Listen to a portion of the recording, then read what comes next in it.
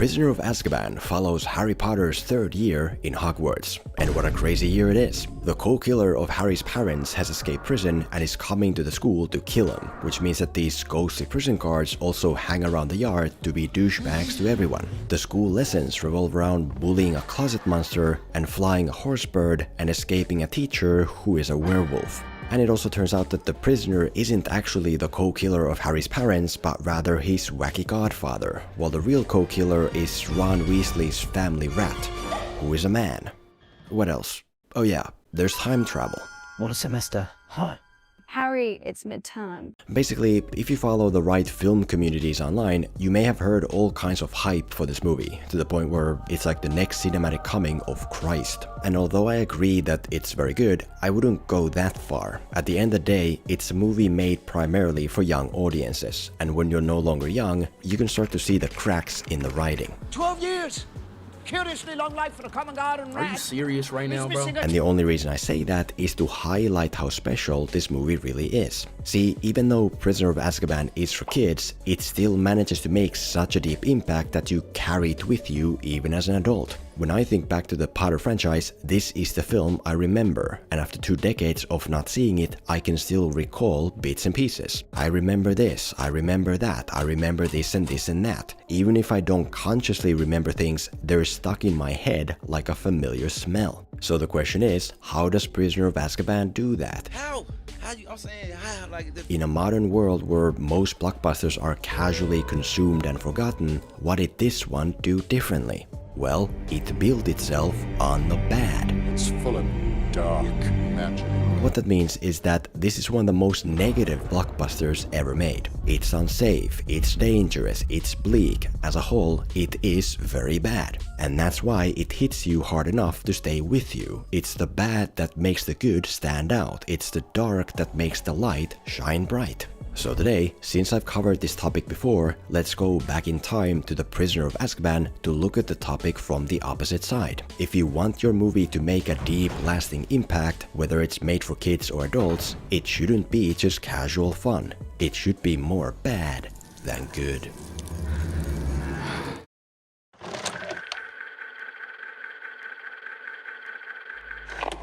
The first negativity strength here is that almost nowhere is safe, which gives all places and events an unshakable sense of reality, like being on a rickety plane without a parachute. And the literal example of this is that places that should be safe from harm are not. Due to Sirius Black escaping prison and the Dementors coming to look for him, Hogwarts is not secure. The status of being a school for children means nothing. When Harry rides the train to Hogwarts with his friends, the train is stopped midway and a Dementor shows up to suck out his life force, to a point where he has to be saved. When Harry plays Quidditch, multiple Dementors show up to chase him around like scary a-holes, to a point where he has to be saved. When Harry is doing a class activity with everyone else, the activity goes wrong to a point where he has to be saved. While Harry himself is always fine at the end, the point is that this world he inhabits is not closed off or immune. Being in a magic school isn't just about watching out for magic school stuff in the hallways, you're also susceptible to the outside world. Playing a sport isn't just about keeping an eye on the ball that wants to hit you. You gotta keep both eyes open for anything. We think we're in this comfy, predictable sandbox, but then oh shit, here comes reality to prove otherwise. There is no one big place of safety, so everything everywhere feels uncomfortably real. There is no one lengthy feeling of safety, so the occasional moments that do feel safe feel very powerful. By removing the concept of safe spaces and by making the audience believe that anything can happen anywhere, the level of play is elevated. If you want to kill Harry, you'll have to kill us too. But of course, it's not just about literal safety and spaces. It's more about making it clear to the audience that there is no net they can casually lean back on, but that they always have to stay vigilant. Students should be able to trust their teachers, yet we can't. Not only is Harry's principal hiding potentially life-threatening stuff from him, but one of his professors is also a werewolf and a literal threat to his life. A school should be an embodiment of rules and a harmless process, yet this one is not. Not only does Harry's dark arts lesson revolve around identifying and facing your worst fears, but it also goes wrong in such a way that even the teacher didn't anticipate. Adults should be there for kids to lean on and get support from, yet these ones are not. Not only is Harry's life a fight with his foster parents at home, but even in the magical world, adults are constantly an obstacle for him. Whether that means he has to spy on them to get the truth, or to keep the truth from them because they're more interested in punishment than actually listening and helping. What are you doing? Huh? Information in movies like this should be fairly transparent and free, yet here it's not. We're always in Harry's perspective. We only ever know as much as he does. His limited knowledge is our limited knowledge. We don't know the true nature of dark things until we find them out ourselves. And until that happens, we just have to cope with the darkness. As a whole, the point is to remove the predictable idea of bad areas and good areas and to inject worry to everything. There should be areas that make the audience feel more vulnerable, yes. You want to move a bit closer? To the Shrieking Shack. Actually, But there shouldn't be safety nets to eradicate vulnerability. Because it's when we have to worry, when the game we play feels real with real stakes and consequences, that's when it hits hard. Whatever it is we do, the cold reality it exists under makes it more. And the colder the overall temperature, the more we'll appreciate truly warm moments where we don't have to worry or fret or think about negative scenarios of the real world. The plane ride you remember is always that in which you believe you might actually fall. As one more example to hammer this in, think about your own school. If your teacher tells you that this month you have to learn how to have a basic conversation in Italian, it's like, okay, whatever. But if the teacher tells you that this month you have to learn to have a basic conversation in Italian to tell this Italian monster not to kill you, suddenly the game has changed. Suddenly you focus way more on the whole process. Okay, I'll download this language app on my phone. I'll use the app for 12 minutes per day to do these fun, interactive Italian lessons. And after 3 weeks of that, I should be able to have a basic conversation in Italian and tell the monster not to kill me. It's because you know that things can go wrong that those things hit way harder. Oh and yeah, if you're really ever in this situation, the app is called Babbel. It's a super easy to use language app that fits your daily life and teaches you through a variety of efficient and entertaining hands-on methods designed by real language teachers to get you talking in 3 weeks. Per favore, non uccidermi, bel mostro. Babbel is sponsoring a 60% subscription discount, so check them out with the link below or the QR code on screen to learn a language in the best way possible.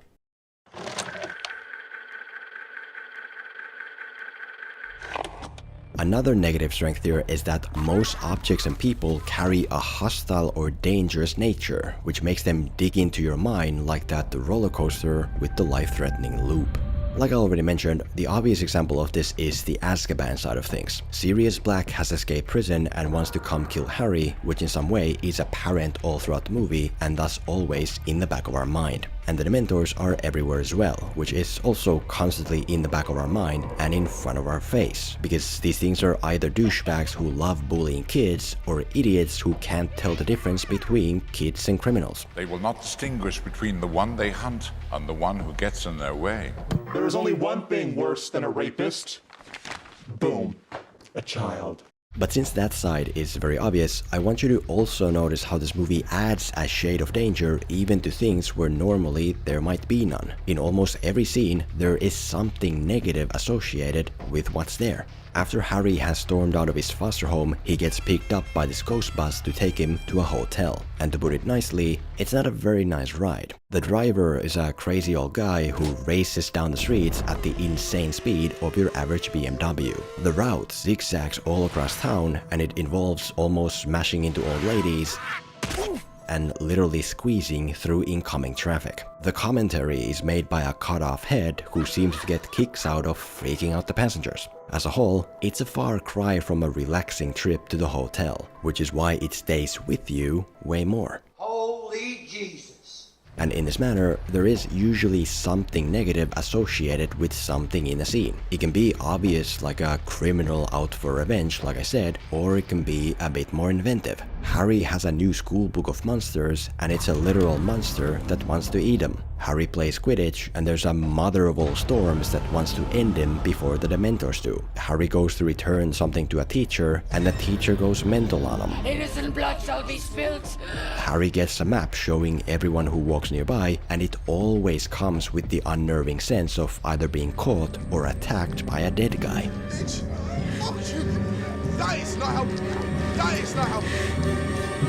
Bitch! Oh! I mean, even the classes in this movie are exhilarating to watch because unlike real school classes, there's always a sense of danger to them. Walking up to a horse bird to pet it and fly it around seems dangerous and it can go wrong. Facing a closet monster embodying your worst fears seems dangerous and it can go wrong. That's the key, that there's something associated with the elements that can go wrong. It's an omen of death.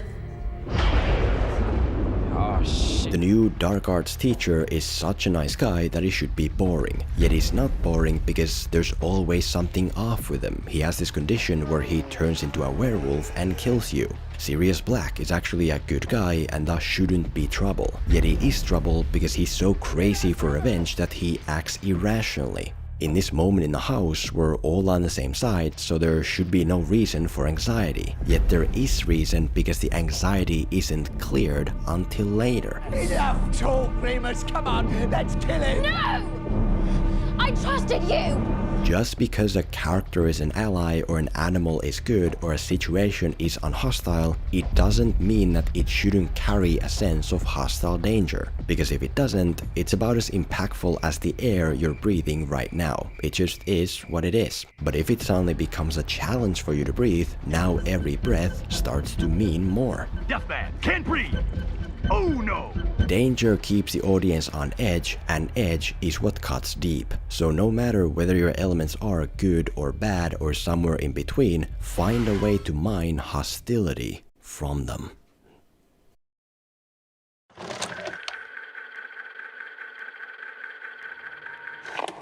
The third negativity strength here is that the overall tone is very deeply black, which enriches the overall color scheme as a whole thanks to contrast. And the most obvious example of this is how the movie doesn't shy away from showing the bleakness of Harry Potter's life. Harry lives with foster parents who dislike him, and he has to suffer through stuff like hearing insults about his dead parents, which he has finally had enough of, and as a result gets into more trouble and storms out into the streets all alone. Harry goes to Hogwarts like everyone else, but he can't be like everyone else because he isn't. He can't get parental permission to go to a nearby shopping town, for instance, and so he has to stay behind and watch as everyone else goes. Harry needs to pull from good memories to vanquish Dementors, but he struggles because he doesn't have too many truly good memories. Which memory did you choose?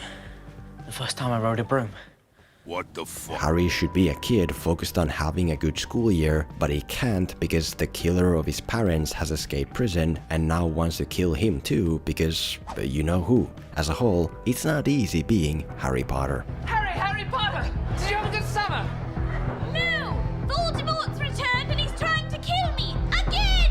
And the thing is, the fact that it's not easy being Harry Potter is what makes Harry Potter's journey so impactful. It's the deep shadow of his life that enriches the color of his life. It's because Harry has no family that it feels so nice to see him have a close relationship with people like Ron and Hermione, like the dark arts professor. It's because Harry doesn't have permission to go to places like everyone else that it feels so fulfilling to see him find his own way there. It's because Harry doesn't have many good memories to pull from that it feels so massive to see him vanquish Dementors like a boss. It's because Harry's family life is so messed up that the thought of him finally getting a family feels so powerful. The negative gives weight to the positive. That's my final word.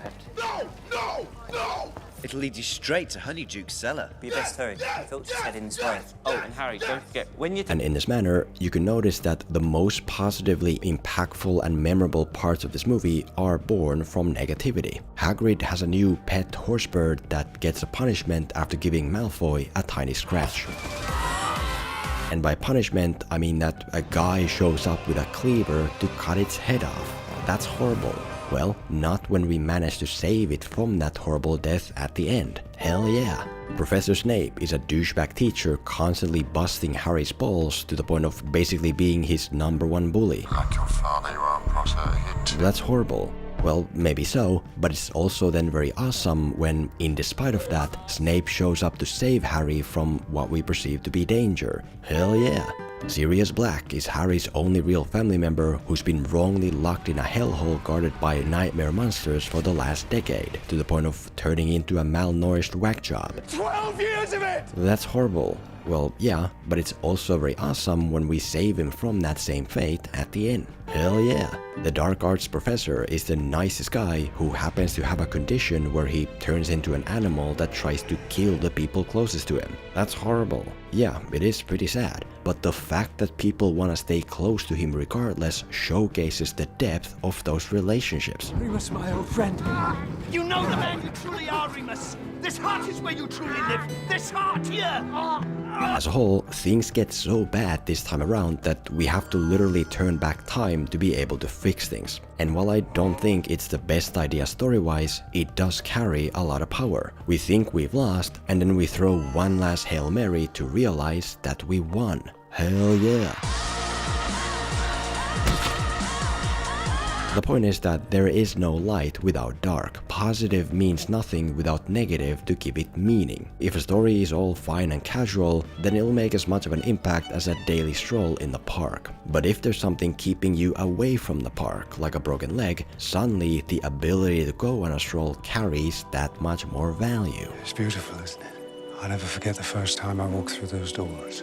It'll be nice to do it again as a free man.